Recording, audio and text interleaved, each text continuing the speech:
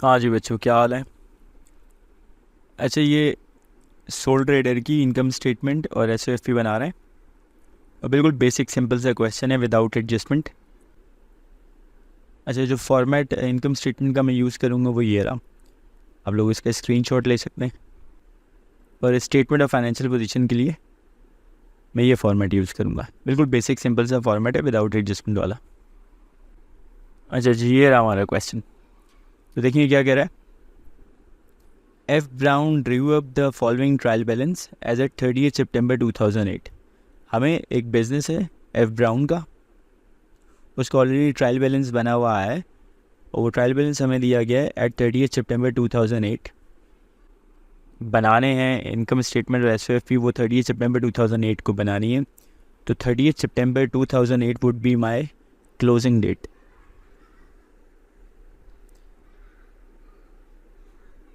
ठीक है। अच्छा, if the year is ending on 30 September 2008 तो ये स्टार्ट हुआ होगा 1 अक्टूबर 2007 को, या 30 सितंबर 2007 भी आप कह सकते हैं। You are to draft an income statement, हमें बनानी है income statement for the year and a statement of financial position, और हमें एसओएफपी बनानी है। ठीक है ना। अच्छा, ये नीचे कुछ अकाउंट्स दिए हुए, मैं अकाउंट्स भी पढ़ता जाऊंगा, साथ में एक और काम कर लूँगा कि जो भी अकाउंट मेरा इनकम स्टेटमेंट में जाएगा उसके साथ मैं इनकम स्टेटमेंट मार्क कर दूंगा, और जो भी अकाउंट मेरा एसओएफपी में जाएगा उसके साथ मैं एसओएफपी मार्क कर दूंगा। तो पहले सारे के सारे इनकम स्टेटमेंट के अकाउंट देखते हैं। इनकम स्टेटमेंट के लिए, फॉर इनकम स्टेटमेंट मैं उसके लिए इनिशियल यूज़ करूंगा आईएस का, और statement of financial position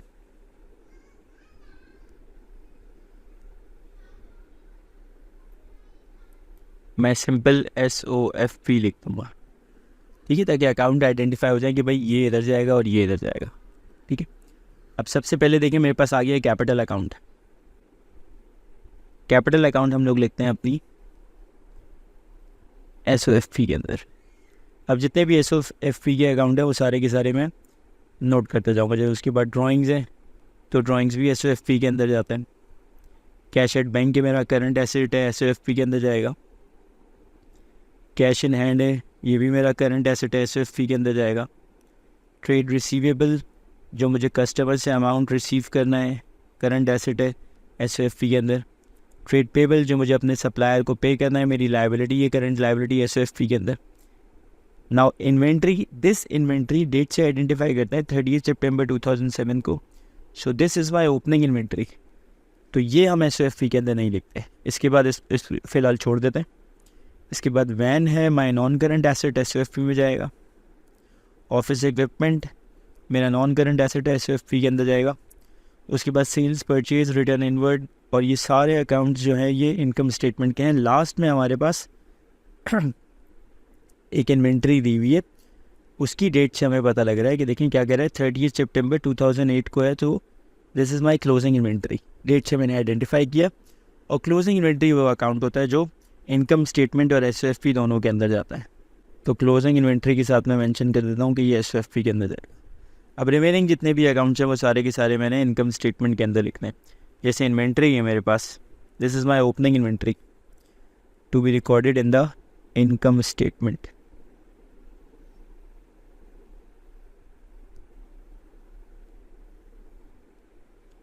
sales है, रेवेन्यू भी कहते हैं इसको, रेवेन्यू के नाम से भी आता है ये इनकम स्टेटमेंट।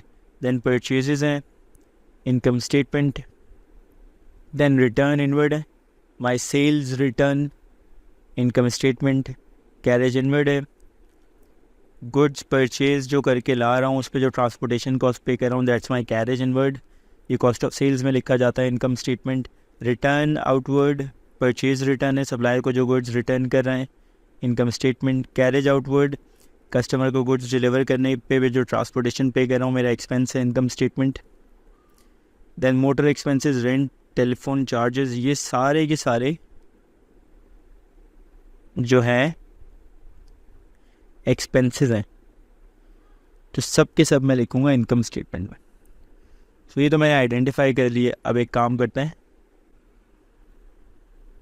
ओके, तो एक क्लोजिंग इन्वेंट्री भी इनकम स्टेटमेंट में जाएगी, तो इसको भी मार्क कर लें कि this is also going to be recorded in the income statement.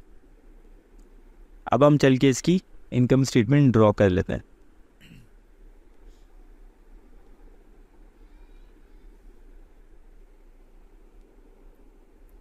तो इनकम स्टेटमेंट में नॉर्मली ये चीज़ें सीआई में जब पास पेपर्स में नाम वगैरह और सारा फॉर्मेट स्ट्रक्चर बना हुआ होता है, लेकिन अभी हमारे पास नहीं है तो हम बना लेते हैं। Name of the business is F Brown. सबसे पहले we need to write name of the business, then जो स्टेटमेंट हम बना रहे हैं that is income statement,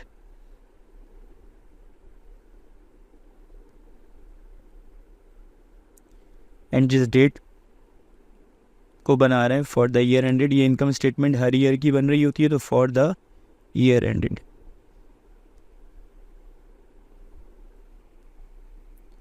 30th सितंबर।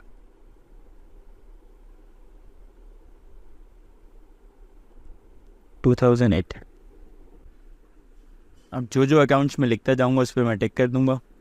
सबसे पहले मुझे लिखना है सेल्स 391,400,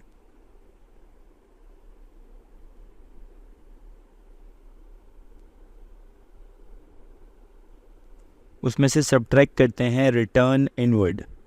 हमारे पास ये है रिटर्न इनवर्ड 2110,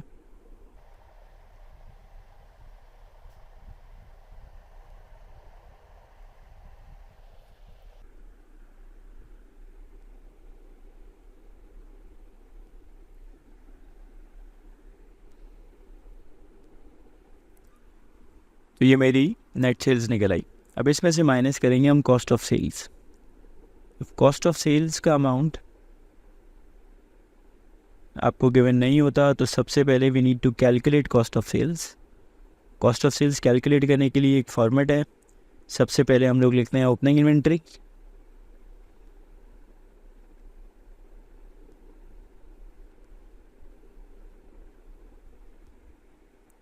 ये लिखी हुई ओपनिंग इन्वेंट्री 72410,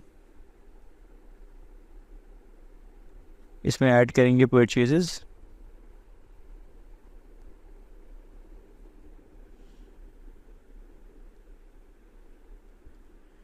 254,810,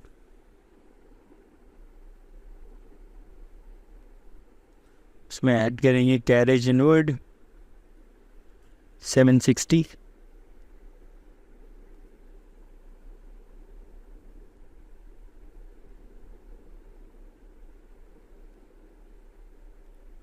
उसमें से सब्ट्रैक्ट करेंगे अगर रिटर्न आउटवर्ड है हमारे पास है तो हम लोग माइनस करेंगे 1240,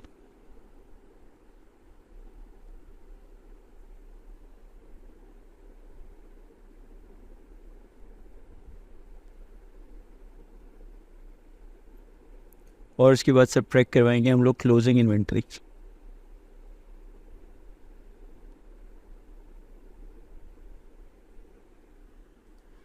the value of closing inventory is 89,404।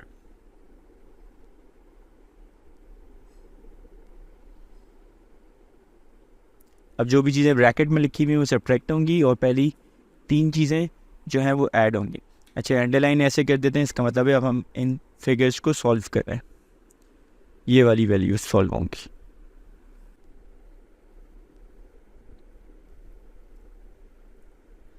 This 237,336 is my cost of sales, ये ऊपर वाली फिगर में से सब्ट्रैक्ट होगी, तो जो आंसर आएगा उसको कहेंगे ये है हमारा ग्रॉस प्रॉफिट।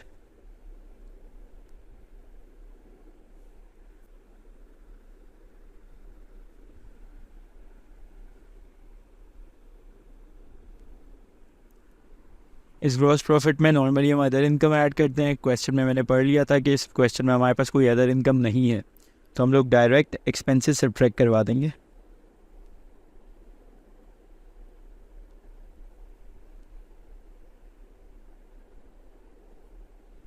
अब जितने भी एक्सपेंसेस हैं like carriage outward is your expense 2850,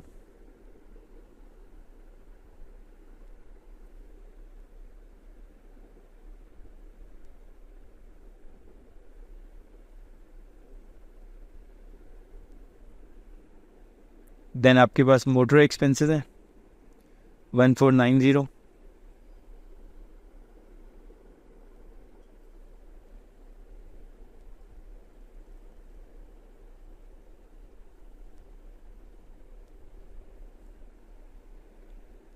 फिर है rent expense 8200,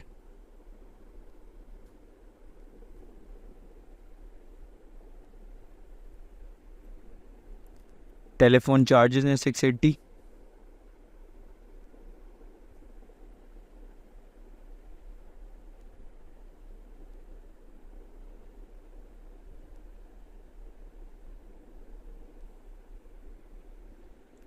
wages and salaries हैं 39,600,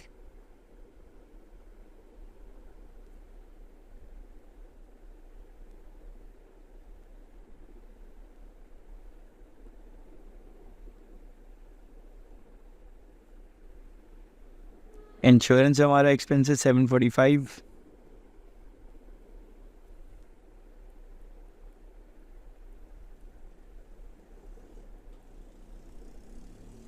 उसके बाद ऑफिस एक्सपेंसेस हैं 392,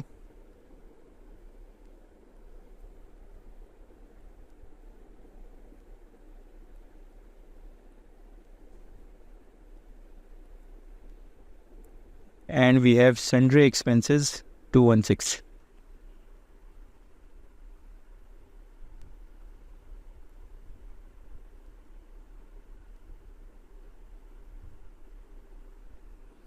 अब ये सारे एक्सपेंसेस हमने लिख दिए, सारे हो गए, तो आप अंडरलाइन कर देंगे, इट मीन्स हम इनको सॉल्व कर रहे हैं और ये इसमें कोई भी फिगर नेगेटिव नहीं होती, सारी ऐड हो रही होती हैं। तो इनको ऐड करके देखते हैं। 54173 is the total of the expenses, और इसको भी अंडरलाइन करेंगे क्योंकि ये ऊपर वाली फिगर में से सब्ट्रैक्ट होगा फ्रॉम द ग्रॉस प्रॉफिट। जो आंसर आएगा उसको हम लोग बोलेंगे ये है हमारा प्रॉफिट फॉर द ईयर।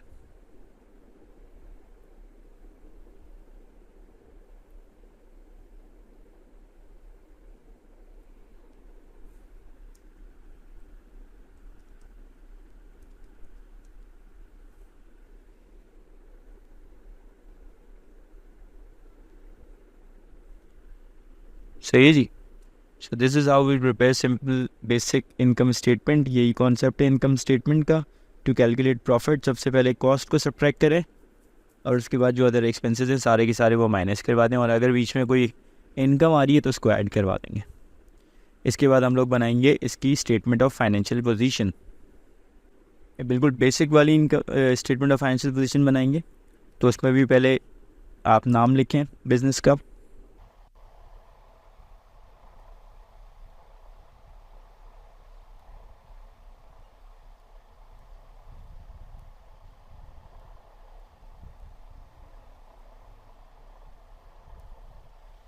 अच्छा बिल्कुल बेसिक बन रही है, इसमें कोई एडजस्टमेंट नहीं है, डेप्रिसिएशन वगैरह नहीं है, तो इसको भी हम लोग 2 कॉलम्स का ही बनाएंगे। अच्छा जी, एसओएफपी में सबसे पहले आपने लिखना है अपने नॉन करंट एसेट।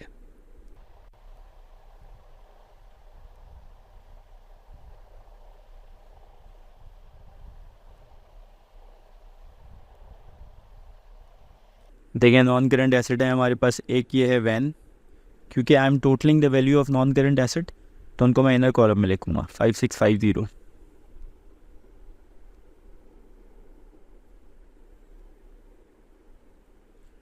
वैन के अलावा है ऑफिस इक्विपमेंट 7470। That's it. ये 2 ही नॉन करंट एसेट हैं तो इनकी कॉस्ट को मैं ऐड कर दूंगा। उसके बाद सारे नॉन करंट एसेट हो गए। अब मैं एडिंग दूंगा, मैंने लिखने हैं अपने करंट एसेट्स।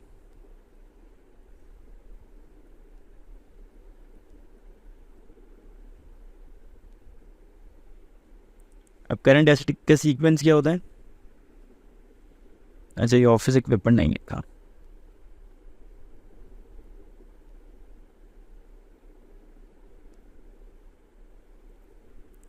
करंट एसेट का सीक्वेंस क्या होता है? सबसे पहले you need to write inventory and this should be your closing inventory.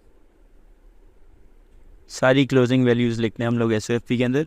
So the value of closing inventory is 89404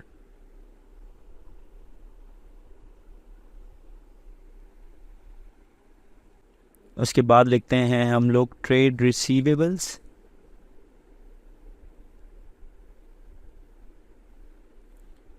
trade receivable की वैल्यू है 38,100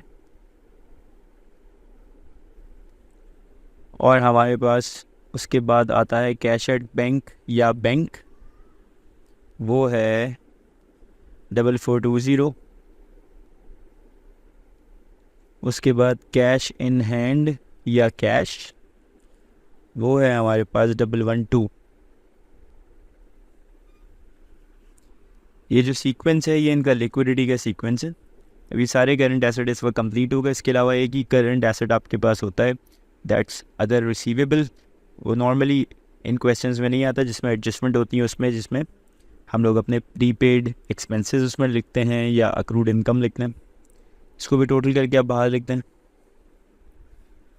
अच्छा, इसमें काफ़ी बच्चों को कन्फ्यूजन होती है कि सर इन वैल्यूज़ के साथ कोई मसला है, कोई ऐड करना है नहीं करना।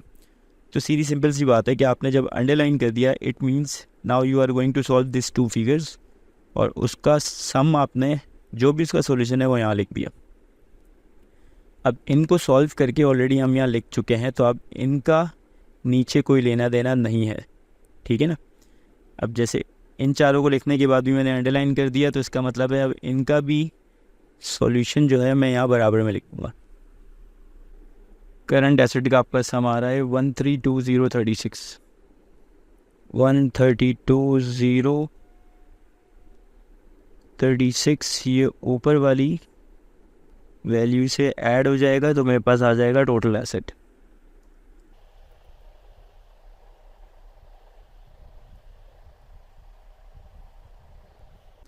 दूसरा पोर्शन आप लिखेंगे फाइनेंस्ड बाय का।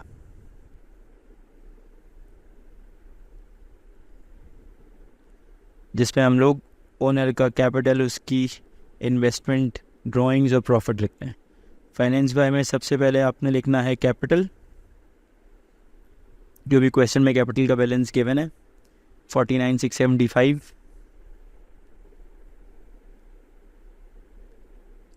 उसमें ऐड करना है प्रॉफिट फॉर द ईयर, जो आपका आंसर निकला हुआ है इनकम स्टेटमेंट का, दैट्स 97781।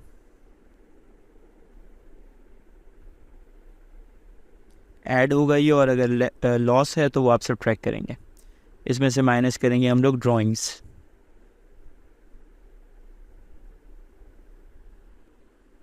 तो ड्राइंग्स है हमारी 28,600।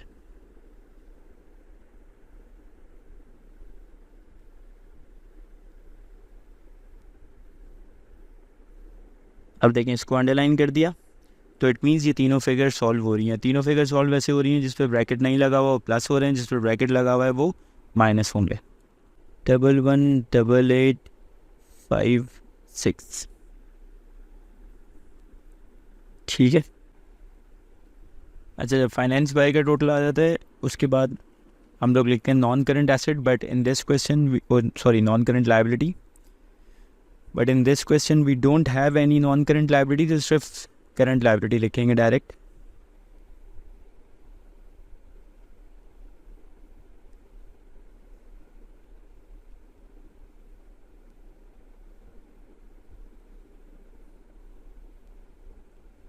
और करंट लायबिलिटी भी सिर्फ एक ही है, ट्रेड पेबल।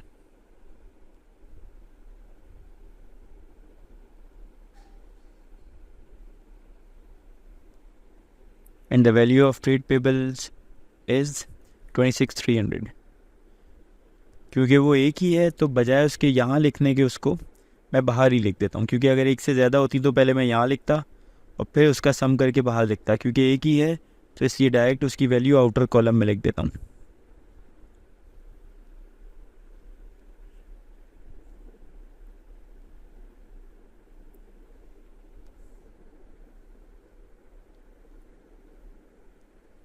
और इन दोनों को भी मैं ऐड करूँगा। आंसर आ रहा है 145,156। ये दोनों आंसर मैच करने चाहिए। Total asset should be equal to the sum of this. देखिए, तो इसका मतलब है क्वेश्चन अपने हो सकता है कि सही किया है, गलतियाँ फिर भी हो सकती हैं, बट ये फिगर शो करती है कि हमने क्वेश्चन ठीक कर लिया। खैर, एक फाइनल बात ये कि ये जो मैं टिक लगा रहा था वो देखें, उससे मुझे फ़ायदा ये हुआ कि नाउ आई कैन से कि मैंने सारे अकाउंट्स अपने इनकम स्टेटमेंट और SOFP के अंदर रिकॉर्ड कर लिए। तो ये स्टार्टिंग में करें ताकि आपसे शुरू में कोई अकाउंट मिस ना हो। ठीक है जी, चलें।